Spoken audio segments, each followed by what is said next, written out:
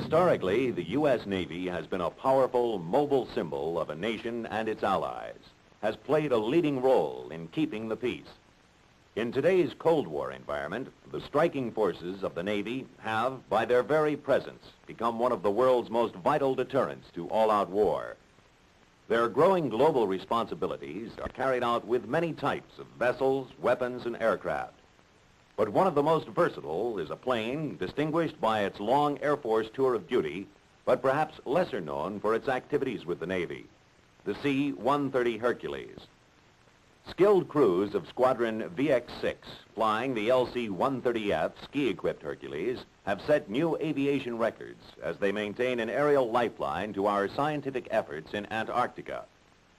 Weighing 67 tons, fully pressurized and heated, the Ski-130s and their Navy crews have nearly completed their conquest of the last and most treacherous frontier on Earth.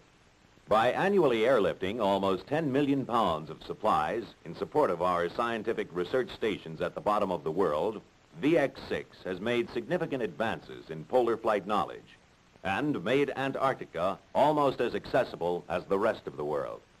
And adding to the versatility and mobility of the Navy Marine Corps team is another version of the Hercules, the KC-130F tanker. A combination in-flight refueler and transport aircraft, it is completely compatible with the fastest of modern-day jet fighters. Its 600-gallon-per-minute refueling capacity, coupled with long-range ability, allows the combat-ready reach of the Navy Marine striking force to span any ocean in the world. But perhaps the most dramatic use for the Hercules was recently demonstrated on the deck of the USS Forrestal during a series of tests exploring the feasibility of C-130 carrier operations. After a short period of C-130 training which simulated carrier operations, two naval pilots, Lieutenant James Flatley and Lieutenant Commander W. Stovall, accomplished the first Hercules on-deck carrier landings in a C-130F, a transport version of the KC-130F marine tanker with the external pods removed. Although both men were excellent carrier pilots, neither had ever flown a four-engine aircraft before. However, with the easy handling Hercules, they proceeded to achieve a total of 29 touch-and-go and 21 unarrested full-stop landings and unassisted takeoffs. Touch-and-go landings were made from the 650-foot angle deck. Actual takeoffs and landings were made from the axial deck, 900 feet long. However, since stopping distances in all tests were under 605 feet, it was apparent that all landings could have been performed on the shorter angle deck if necessary. As the Hercules turned to, tests proceeded at gross weights up to 121,000 pounds, allowing a payload of 22,000 pounds to be landed on the angle deck or 30,000 pounds on the axial deck. Neither the carrier nor the Hercules required any major alterations for the tests. The aircraft received only minor changes, such as installation of a Mark II fully modulated anti-skid system, which permitted a 10% shorter landing roll. A smaller orifice in the nose landing gear helped to reduce impact on landing. Carrier changes involved only removal of deck cables and the painting of a white line the length of the axial deck to provide directional guidance to the pilot.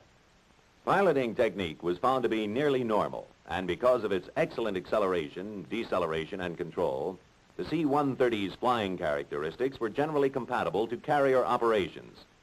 Landings were made within 50 feet of the end of the deck, and all performance was calculated from that point out.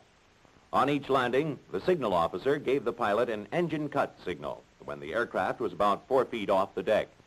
The throttles were immediately pulled into reverse position, allowing the propellers to be in reverse by the time the wheels hit the deck, thus considerably shortening the landing roll. Takeoff technique called for full power on with brakes applied. Along the deck, the pilot handled the throttles and the nose wheel steering for directional control. The co-pilot handled the control wheel, keeping wings level during takeoff. As the aircraft reached actual rotation speed, the pilot took over the control wheel, completing the takeoff.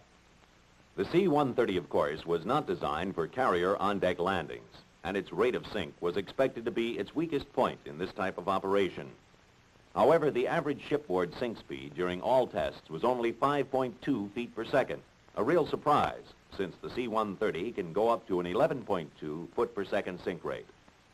Although naval carrier planes are usually designed for a sink rate of 22 feet per second, the C-130's unique ability to land a payload of 22,000 to 30,000 pounds, made up of anything from fighter aircraft engines and parts to whole helicopters, onto the deck of a carrier any place in the world, can only extend the striking arm and add to the mobility and versatility of